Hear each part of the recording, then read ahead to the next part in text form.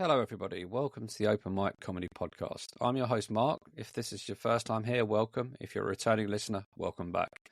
This is one of a bonus series of podcast episodes for you all.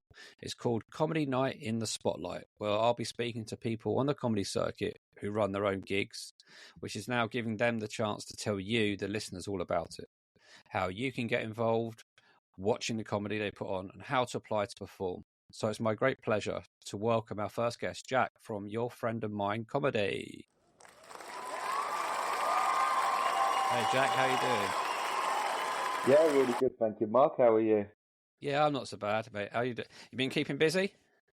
Yeah, pretty busy for it. I think that's the Christmas lull sort of over. We're all comedy shut down for a little while, and then Yeah.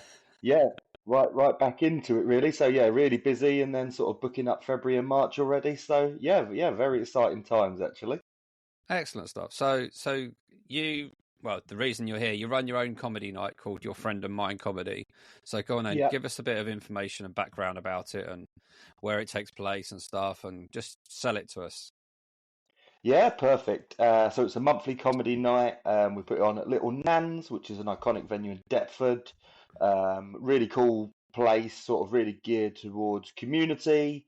Perfect place in underneath the archways near the train station as well. So it's sort of ideal for that bit for it. And it's just trying to put on a night really that's by comedians for comedians. Yeah. So sort of to sell it to the comedians in that way. So it's a non-bringer. Try and make it as accessible as possible. So we film sets and send that over to you for free as well. We try and do a big social media push for everybody as well, to try and get it out as much as possible. And Yeah. then for guests who are coming, it's really good quality. Sort of, it's not like some open mic nights where they just you come and you can pick where you go on the bill, or they take on 20 to 30 different people and just put it Yeah. in. It's a lot more.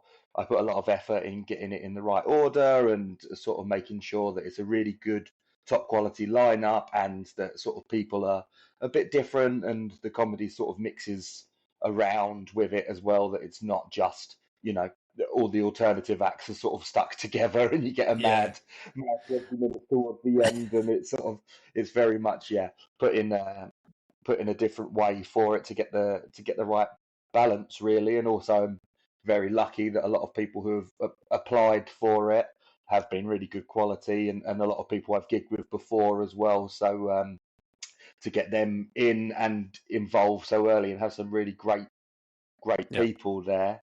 So it's sort of like the classic open mic night, all the regular sort of tropes are there, but just trying to take it to that sort of next level for it as well. So that, as I say, being a non-bringer, because that can be quite alienating for it. Yeah. To try and get people who are especially wanting to give a good go in comedy, they're in their first year, that have used up all their goodwill with their friends, get them to come to things. Always And away. when I was really pushing it, doing like 5 nights a week and 4 of them are bringer ones, Yeah. it's like trying to get people. My fiance was coming to so many of them with me, and then also worked a full-time job, and then also trying to help support what I was doing. So it's in a bit of a quirky venue as well, I understand. Yeah, definitely. So Little Nan's is a really cool place. So under the train arches here in Deptford, literally right next to Deptford Station, and it's Pat Butcher themed, is what it is. So there's a little leopard print around. A Yeah. lot of the drinks have all got names. There's a big painting of Pat Butcher in sort of the back, where we have a little green room area around the side. There's a big picture of Pat Butcher up in there, which is really cool, which is sort of directly behind where we stand on the stage area as well. Yeah. So that's really fun and really sort of abstract with it, which sort of fits with the night, which is mostly quite mainstream, but with bits and pieces sort of in and out as well for it, and it very much like fits the vibe. So we've got like sofas, big armchairs and stuff to sit in, rather than the Yeah. really uncomfortable comedy seating chairs that we have. It's much So more get there early. Get there early. Get the good get there seats. early, get the best seats. Yes, there's one or two that I'd refer to as the king's seats, which are because where we sort of have the stage area, it wraps around. So you have a sofa on one side and an armchair on the other. So it's sort of the audience surround you, sort of Yeah. in that way, and then you have your back to the green room where the rest of the comedians are in. So yeah, some really comfy chairs in and around, and then a bit more high stools and stuff at the back. So perfect for everyone to be able to see and do everything. But yeah, you get Cool. your best picks if you get there early, and then they do like cocktails are all served in teapots, so there's all hanging teacups around, teacups and saucers, which is really cool, really fun. Yeah. So yeah, it's just a sort of mad place, but fits really well. Not somewhere that typically would be somewhere you'd think of a comedy night, Yeah. but yeah, a really good place for it, and a great venue where it is for travel as well. And it's also like that accessibility thing for me, as I'm southeast based as well. I live here in Deptford, and there's a few, but not many comedy Yeah. nights sort of this way. So that's trying to get something that's also got the right vibe, can help promote people, but it's also in a good place. It's only 10 minutes away from my house, and I can Yeah. get there and get Perfect home stuff. in an easy sort of way for it. Oh, what's the venue capacity then? How many people can you fit in and stuff like that? So it is a strange mix. So actually, one place that we do have that the comedians sit in a little green room, back room, and Okay. then come out, which is really nice. Which is something a bit different that not a lot of venues do have for it. But Yeah. so what we do is we do 30 pre-bookable tickets that you can get. So they cost £1 to book, and then you're guaranteed your seat, and you get a raffle ticket as well. So we do a raffle at half time. So we've got Okay. some like mugs, t-shirts, stuff with our logo on it, and then some nonsense prizes. So I sign a couple of photos of myself that we give out. I think someone got a can of Red Stripe last time as well. So any stuff knocking around we do. So yeah, that for there. So we have the 30 bookable, and then it's probably about another 30 we could fit in walk-ins on the night. So it's about 60 at the moment. But That's that's good. with having it with the sofas and with the big armchair. So it's not uniform seating. It's literally like one Yeah. Yeah. massive armchair next to a regular stool, next to a sofa, and it sort of goes like that. And it also wraps around the sort of stage area. It's not above at all, unfortunately. So not a proper stage, but it's sort of the door to the back room, which we use as the Yeah. green room, quote unquote, area, which has got seating and sofas and stuff in there. So comedians can sit in and chill and still hear what's happening on the stage, although not see what's going on. Yeah. And then coming out, and then that's that sort of bit of special thing rather than sitting next to someone and saying, "Oh, excuse me, I've got to get to the stage now. He's saying my name. Can I just get past you?" Um, so yeah, for there. So we've got that option, but also the option that we can make it bigger. Yeah. And the past couple we've done have been sold out of the pre-bookable tickets, and we were completely full for the last one that we did. So sort of every seat was taken. We brought in more stalls from Yeah. the outside area in, but it was absolutely rammed, which is brilliant to have. But it's sort of Excellent. that other way of it that we can take out the sofas and put in stackable seating and fit more Yeah. people, but then it takes away from the uniqueness of the night as well. So it's Yeah. sort of if Understood. we can have a great room with a big audience already, Yeah. with that sort of uniqueness and the vibe and sort of everything like that, is better than putting it in and saying we can fit 90 people into the room, but everyone's crushed in and everyone's Yeah. on them uncomfortable seats. We've been around at the comedy Yeah. venues where you've got the worst seating possible when you're sitting there for 3 hours on them, and then Yeah. trying to Some stretch at the halftime intervals and pry yourself out of the corner of seats. So yeah, sometimes feels like some places have gone into the local school and taken the seating out of there and brought them into the venue, and everybody's knees are crushed up against their chest. I wouldn't mind them ones with the little desk in front. I see, a lot of comedians with their notes and stuff just before we go on. So if you can get the ones with the folding desktops, to be okay. The old school way. So, for those of us that are not as well adept at knowing London that well, especially South London, give us a roughly where Deptford is in terms of its location and like what's the closest tubes and trains and stuff like that. So actually, Deptford is one of the places which is brilliant for travel from everywhere. So it's got the TfL line right next to us. So it's literally Deptford Station is next to the venue, Little Nan's here in Deptford, and Hmm. it's next stop is London Bridge. So it's literally like 5 minutes away Oh, from okay. London Bridge for there. We've also got New Cross, which is overground, which is not too far. So we have some people coming in straight from New Cross, and then it's like a 10-15 minute walk over as well Yeah. as the DLR line, which is at Deptford Bridge. So there's so many Oh, sort of excellent. ways. It's so close to, it's sort of between Greenwich and Lewisham and sort of Surrey Quays and Peckham. So it's sort of in a great area that there's a lot of brilliant comedians sort of around, that everyone's travelling across to North London for a lot, and with the tube Yeah. troubles and things like that.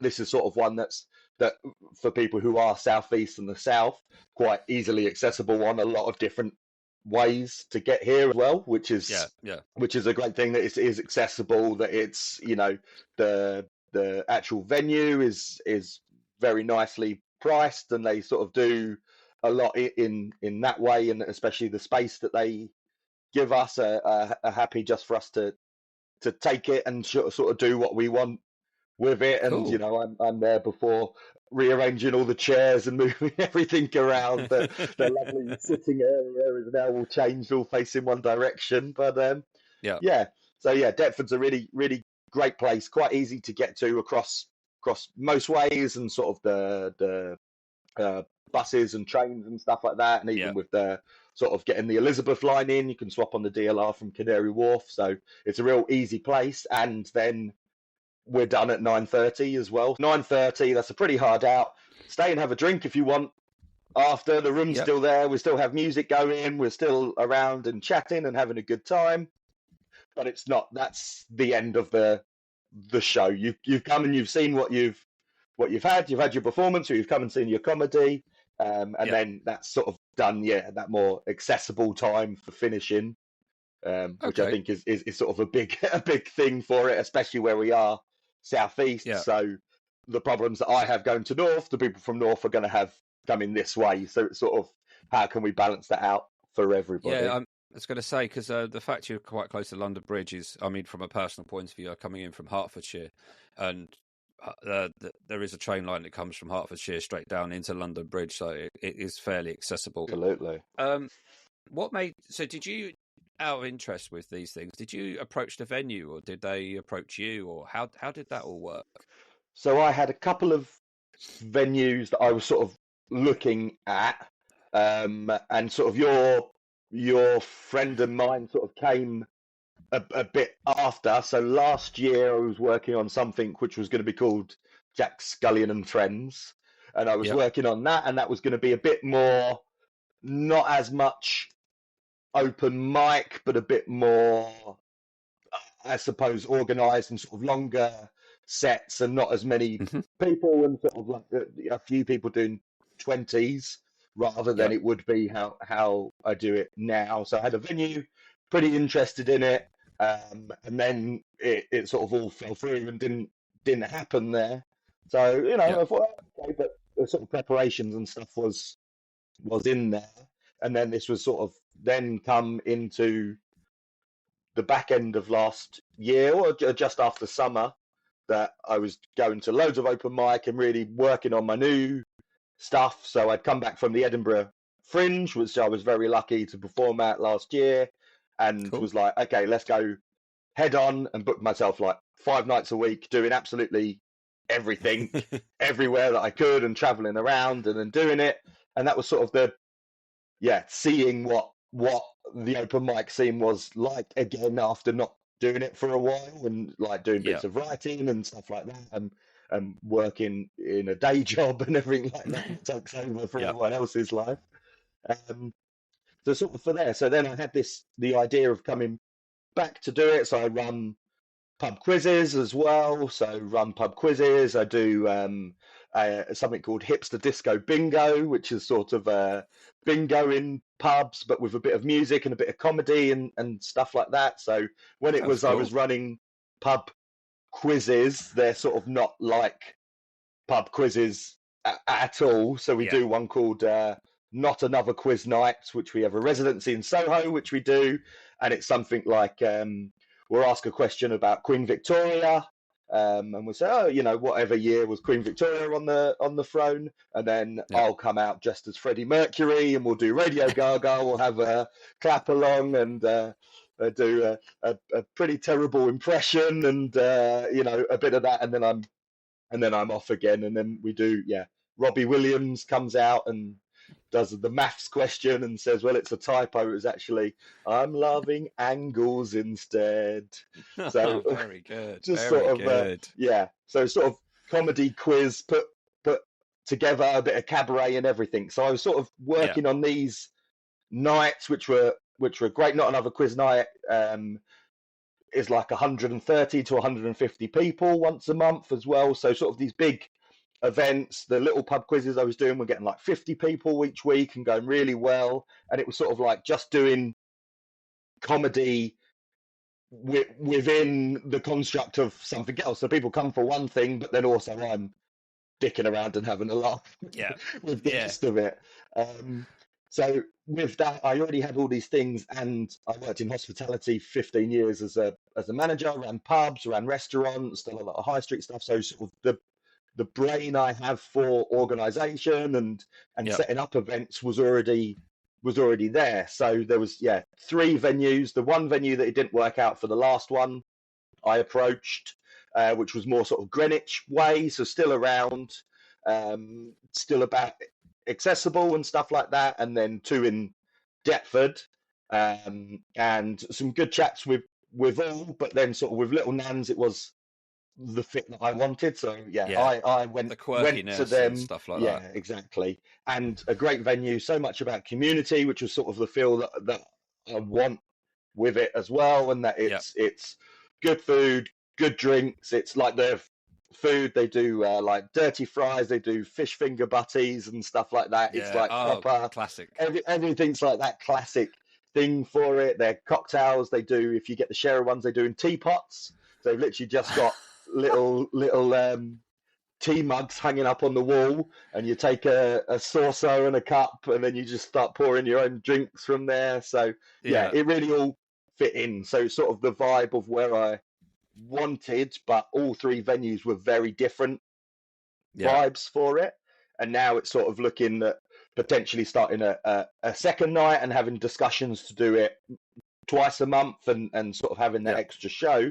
And it's sort of like finding somewhere that fits what the show is, because in theory you could put on a comedy show anywhere. You know, you could turn up anywhere and do it, and people do comedy on double-decker buses, and people do it, you know, so many in basements of pubs, which a lot of them are great, but it's making the night an event rather than just going for the comedy. I want people to come for the venue as well, because the venue are looking after us as a night, and your friend and mine, you know, wouldn't be the same if it wasn't for the venue that we're holding it in now. And now it's sort of looking for that next place. Sort of needs to be, nowhere's going to be the same at all. I understand. It's going to be very difficult to find, but finding that sort of balance.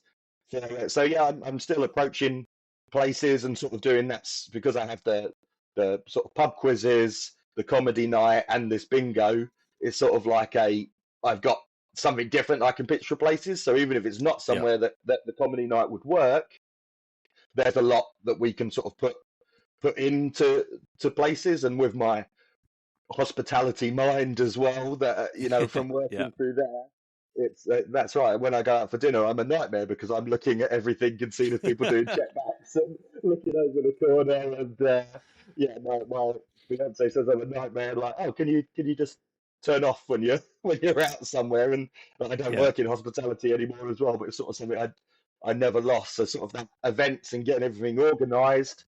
I'm very anal with it, realistically, but then that helps the night run as well as they do, because I am planning every single thing and writing 100 notes. I'm one of Yeah. the people who one of those pen and paper sort of guys. So I always have a notebook around for it. So I'm jotting everything on when I host the night. I've always got my notebook under my arm with everything in. So even though I have everything electronically, all the people who bought the tickets, I write every name out and how many tickets they've got and everything again. So I've got everything. So that way, if whatever happens, I drop my phone in the toilet in the night, and it's all ready and there for it. So yeah. So I assume if people want to buy advance tickets, are they Eventbrite? Yeah, Eventbrite is what we use, which I found really, really good, really helpful. And then also actually for Google searches also comes up really high, which I know your friend of mine, comedy, is quite a niche thing to be searching, but it's up there. Sort of the first couple is all our stuff.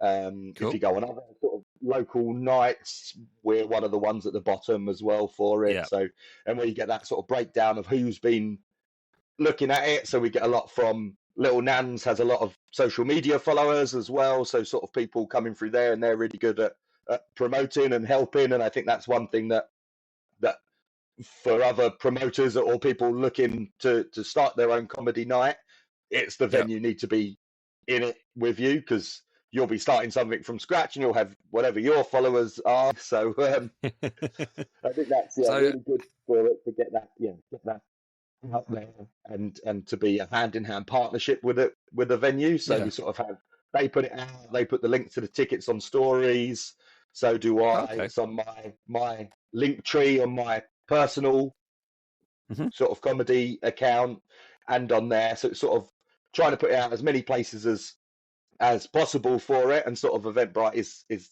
so easy to use as well. I think that I'm certainly not one who's actually very good at technology in any way and setting things up. Cool. So how does a comedian go about applying to perform at one of your nights then? So realistically, the two ways. The main way is to email your friend and mine at gmail.com. So send over an email to us with a recent set, whatever you want for it. So what we do is we have 5 minutes and 8 minute sets.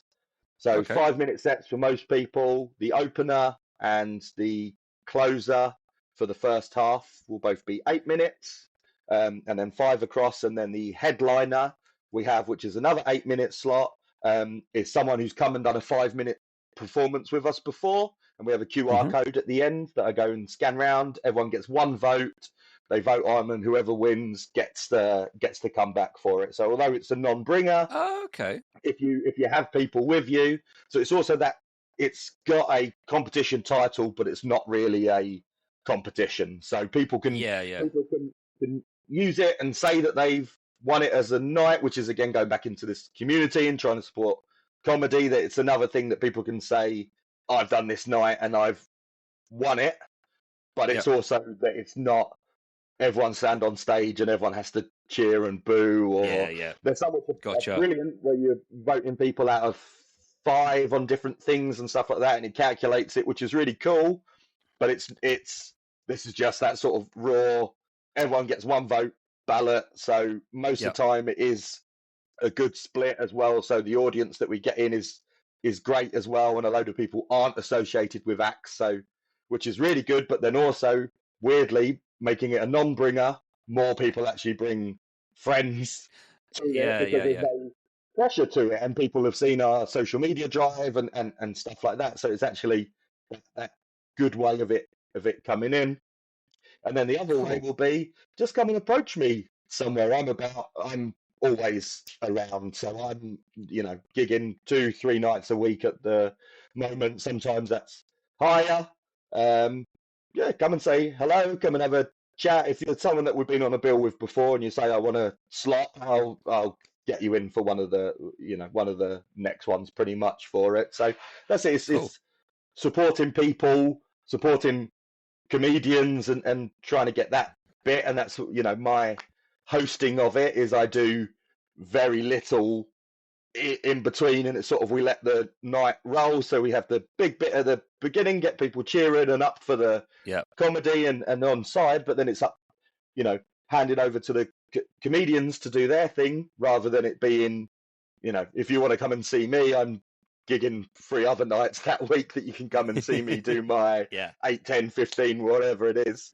So this is, for the comedians to sort of get in and do it. And, it's loose on the timing. So it sort of is that free flowing, and where we've got that back room where they can all sit together as well. It's sort of like you're meeting other comedians. We see so many people, but normally if you'll be sat with your bringer over there, I'll be sat with my bringer here, and you'll have that interaction, hi at the beginning or whatever, or during the ring, oh yeah, really good set, and that's sort of it. And this is that trying to bring it, close knit and sort of everyone together for it. And I think that's what sort of brings it, that so many people who have done it want to come back to do it. And word of mouth has been incredible for me, that people who I don't know from comedy and don't know me as a comedian are saying, oh, my friend told me about this night and it was absolutely brilliant when they performed at it. Have you got any slots coming? And it's sort of like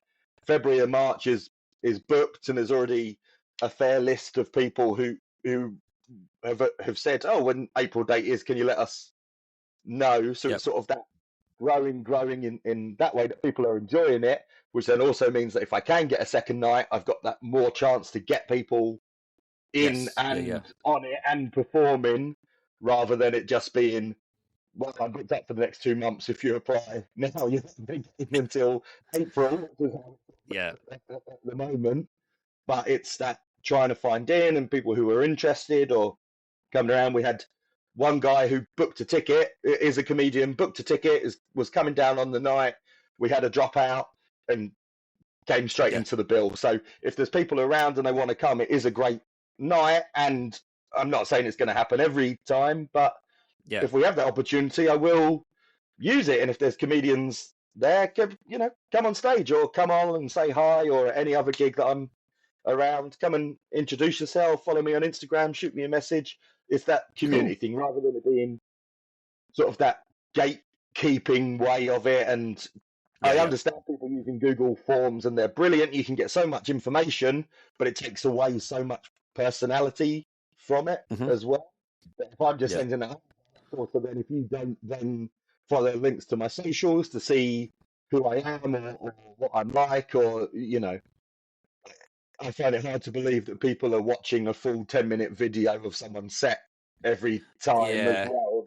It's good to have that, and you want to see, but you're looking for what they come onto the stage right away, how that sort of interaction is for it, and sort of, that big thing, like, how you used to do with your T-shirt when you were coming on stage and give people that big, that first big laugh. Immediately you're on the stage, and then you're ready to go. So realistically, you only need the first minute of someone's set to actually understand what it's about. And as long as people aren't doing, horrendous material, there's enough nights out there that people can do the darker stuff and things like that. And that's very not my vibe comedically anyway, but it's also sort of not the vibe of the night, and probably because it is me as a host that way. But we have, Paul Surtee won our first ever one. He's a great comedian, local, brilliant guy. Won our first one, come back and headline, absolutely smashed it.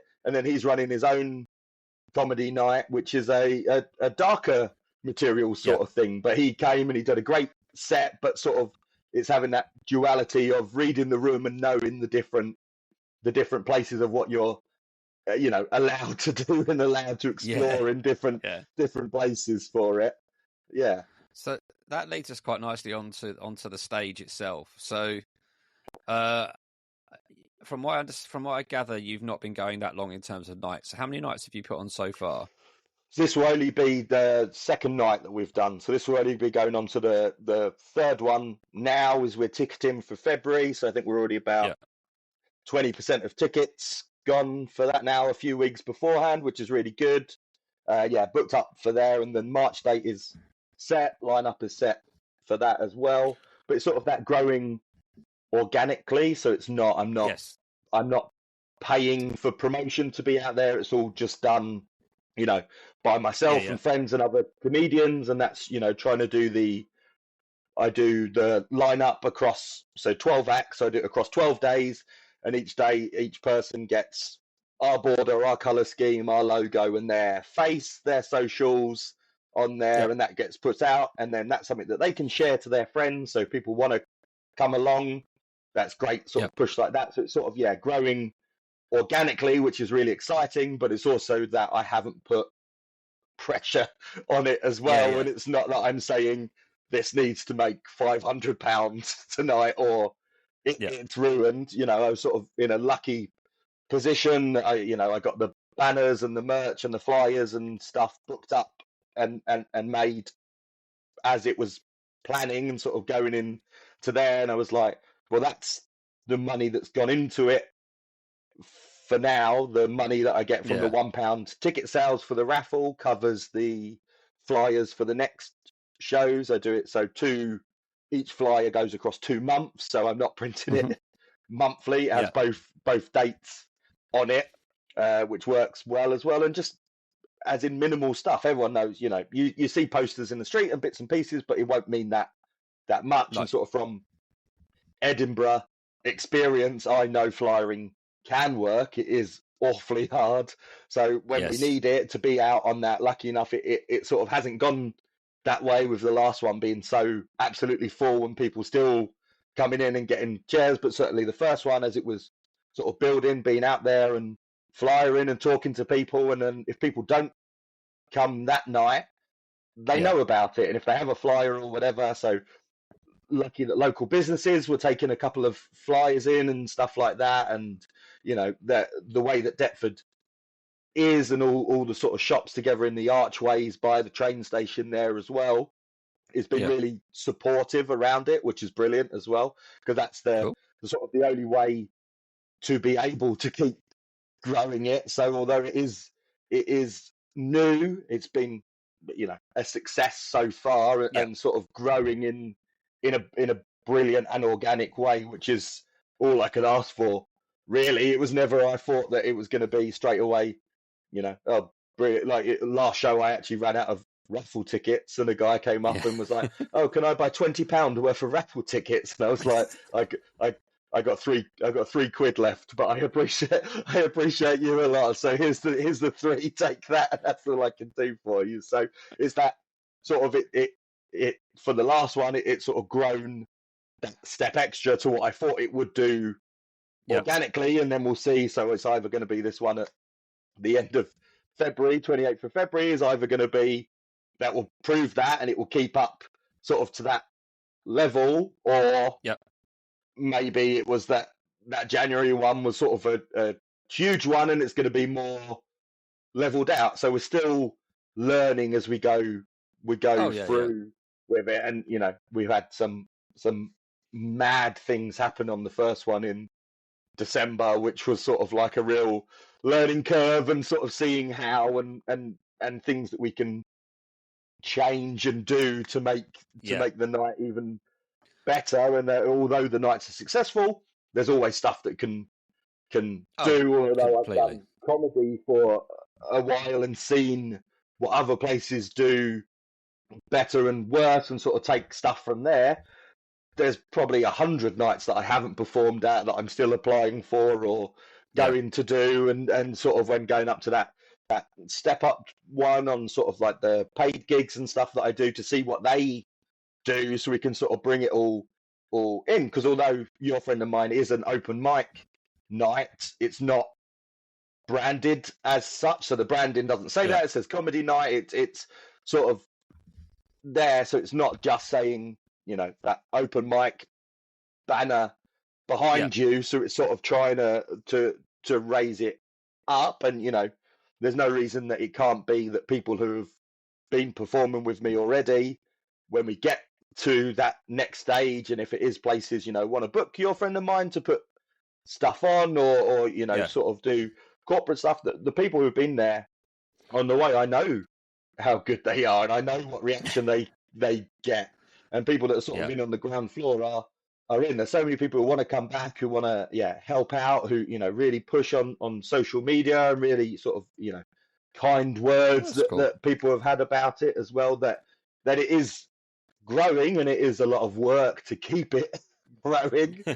Um, but I think that's sort of it. And I'm not saying where the limit is, and we Yeah. could see, and a lot of places, was it G&B are having their 10th birthday soon, that they've been doing Yes. a Yeah. In a decade couple of and months' time. running and 5 nights a week and stuff like that. So if I can keep it growing, I'm not necessarily saying that I'd like to be doing 5 nights a week of Yeah. Yeah. hosting Yeah. GTs in any way, but that's what I mean. If it's open and it's sort of there, and I'm happy for it to be to grow organically and see where we can get, and then also to have other people involved in it Yeah. as well in the different ways that it can be. And I think it's a very exciting time in London comedy scene at the moment. We've got some brilliant people coming through, and a lot Mm. of people who are just starting are too good, if anything. They're Yes, I've noticed that. It's sickening. I So think, actually, that kind of brings round to one of the questions I wanted to ask everybody is, who's the most famous person you've had whilst they're famous or when they become to be famous? But if you've been quite new, that's probably not happened. So is there anybody you've seen? Just pick maybe one or two people and not offend anybody yeah. who you've seen who you think can take it to another level. Yeah, I think. Well, yeah, I've mentioned him before, but Paul Surtee is brilliant. Really, really funny. Really good guy. Really sort of takes you on a. It's almost storytelling with the Yeah. jokes rather than here's a big hit punchline. It's you're laughing the whole way through. So Yeah. yeah, he won our first show, come back and headlined and did amazing again for it. Our second one. Um, he's been absolutely brilliant. And then there's another guy, Lewis Hedges, who won our last show.